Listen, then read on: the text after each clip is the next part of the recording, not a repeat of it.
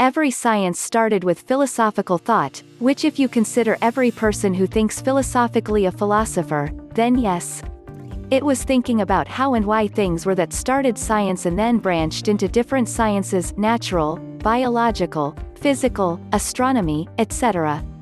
As our understanding of things increased and were proven to be scientific truths, specialized philosophers, now scientists, could explore theories further, diving deeper and expanding our knowledge. Psychology was not an exception. But the mind is a tricky thing because biological scientists couldn't find a physical mind in the body. Likewise, they couldn't find a soul, but that's a different discussion.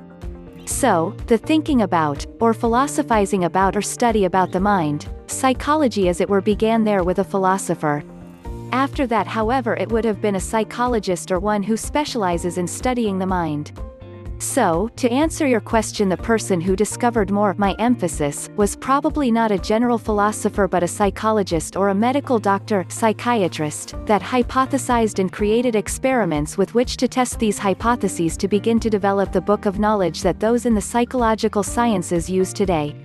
Lord Gautam Buddha, who was born in 623 BC, was the first philosopher who studied human mind and suffering in detail, and gave his insight to the world. Later grieved by massacre of Kalinga War in 261 BC, Emperor Ashoka embraced his teaching and founded Buddhism as religion and spread Lord Buddha's teaching in the form of religion in many countries.